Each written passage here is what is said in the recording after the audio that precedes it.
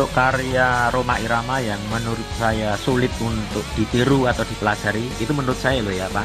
Mungkin untuk yang lain bisa, kalau untuk saya kok Ghibah sama Kiamat itu ketukan-ketukannya saya sering meleset itu.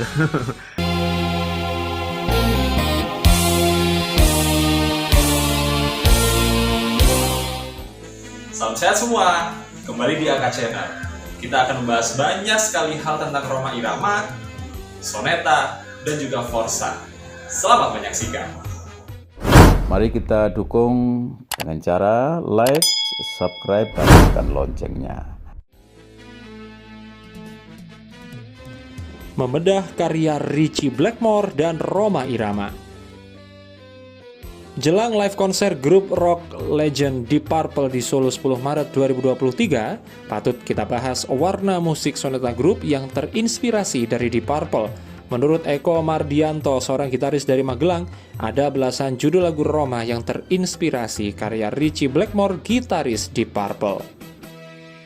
Kemudian untuk lagu-lagu Soneta yang mirip dengan Deep Purple itu menurut saya ya ada belasan lah. Belasan, mungkin dari 10 sampai 20 itu hanya mirip saja loh Pak. Itu menurut saya bukan terus sama persis. Jadi kadangkala orang salah arti, ini lagu A meniru lagu B atau plagiasi. Menurut saya bukan. Menurut saya itu hanya Rhoma Irama itu ngambil riff-riffnya, meramu sound-sound gitarnya, sound-sound keyboardnya, begitu. Jadi sebenarnya tidak ada lagu yang sama persis lagunya Soneta dengan lagunya Deep Purple, nggak ada.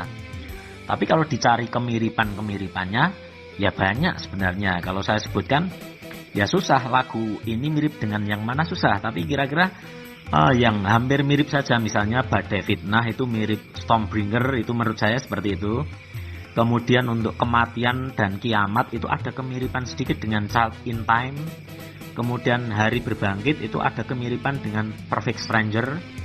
Kemudian lagu Seni itu malah menurut saya terinspirasi dari Black Dog-nya Led Zeppelin. Nah, jadi sepertinya Led Zeppelin cukup berpengaruh juga terhadap Soneta. Tapi itu bukan berarti lagu Badai Fitnah persis dengan Stormbringer. Tidak, bukan seperti itu. Ada kemiripan di riff-riff tertentu. Nah, itu menurut saya ya 3 itulah. Kalau selain itu hanya mirip-mirip ketukan-ketukannya, sound organ-nya, lengkingan suaranya, bendingan gitarnya. Banyak sih Pak, seperti di lagu Pengorbanan, Perbedaan, Perjuangan dan Doa, La ilaha illallah, Ghibah, Nafsu Serakah. Bahkan Malam Terakhir pun menurut saya ada kemiripan-kemiripan dengan Deep Purple, Emansipasi Wanita, Joget, dan seterusnya. Tapi di antara semuanya yaitu Badai Fitnah, Hari Berbangkit, Kematian, Kiamat, nah itu yang paling mirip dengan Deep Purple. Itu menurut saya seperti itu. Nah, itulah permainan gitar Eko Mardianto yang ciamik, mampu menyandingkan karya Ritchie Blackmore dengan Rhoma Irama. Selanjutnya kita kembali bertanya ke Bang Eko.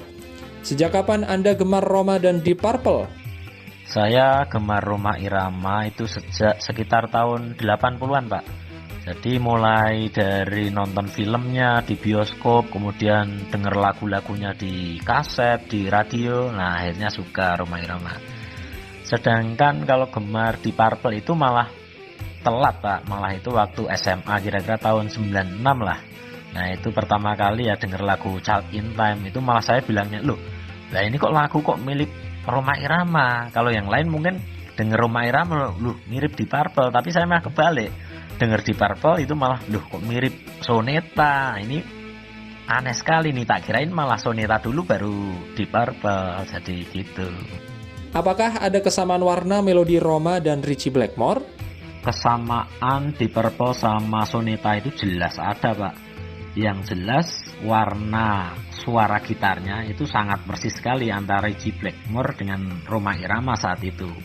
Apalagi merek gitarnya sama, Fender Stratocaster, bahkan warna gitarnya sama. Jadi menurut saya efeknya juga sama itu pasti. Cengkok-cengkoknya sama. Jadi bendingannya Rhoma Irama itu sama persis dengan bendingannya, teknik bendingnya Ritchie Blackmore. Itulah yang sama dari Rhoma Irama atau Soneta dengan Deep Purple.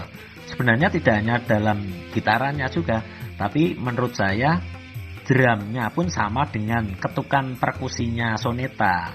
Raja gendangnya itu, itu memang raja gendangnya Soneta itu persis sekali dengan permainan ketukan drumnya Deep Purple. Selain itu, organnya atau keyboardnya juga sama cara memainkannya. Kalau di panggung organnya dijungkirkan itu juga sama, sound-soundnya juga sama, bahkan lengkingan vokalnya juga mirip sekali. Kadangkala Rhoma Irama itu dengan Ian Paice itu mirip sekali. Bahkan permainan di atas Deep Purple itu yang tidak ada di band yang lain. Sehingga kalau Deep Purple itu kok yang main bukan Ritchie Blackmore, ya menurut saya kehilangan ruhnya gitu. Walaupun masih bagus dengan ganti-ganti gitaris, tapi menurut saya Ritchie itu ya ruhnya Deep Purple itu. Jadi lagu-lagunya Deep Purple itu sama sekali beda dengan lagu yang luar negeri. Dan dangdutnya Rhoma Irama walaupun meramu dari berbagai musik, itu menurut saya orisinil, ya itulah lagu dangdutnya Rhoma Irama seperti itu. Itu lagu yang dangdut orisinilnya Rhoma Irama, nggak ada yang lain yang bisa seperti itu. Bahkan instrumen-instrumen musiknya termasuk gitarnya itu yang Fender warna kuning itu tidak ada orang lain yang sepertinya yang cocok memegang kecuali Rhoma Irama. Nah, jadi orisinilnya dan juga karyanya sepanjang masa itu yang menurut saya kelebihan. Selama Anda pelajari karya Rhoma dan Ritchie, melodi lagu apa yang paling sulit untuk didalami? Untuk karya Rhoma Irama yang menurut saya sulit untuk ditiru atau dipelajari, itu menurut saya loh ya Pak. Mungkin untuk yang lain bisa, kalau untuk saya kok Ribah sama Kiamat. Itu ketukan-ketukannya saya sering meleset itu. Nah, tapi pada dasarnya semua lagu Rhoma Irama itu melodinya, karena saya memang instrumennya tidak punya yang sama persis dengan Rhoma Irama, jadi untuk meniru soundnya itu kesulitan. Hampir semua lagunya kesulitan. Tapi di antara semuanya yang paling sulit saya pelajari yaitu Ribah sama Kiamat. Nah, untuk lagu Deep Purple, Ritchie Blackmore menurut saya yang melodinya susah ya Child in Time, itu kalau meniru persis ya sulit, sama Burn. Nah, jadi kalau yang lainnya mungkin bisa ditiru dengan permainan yang improvisasi, karena Ritchie Blackmore sendiri mainnya cukup liar, jadi sulit untuk ditiru persis, itu sulit. Seperti itu. Mari kita lanjutkan nonton permainan gitar Eko Mardianto dari Forsa Magelang.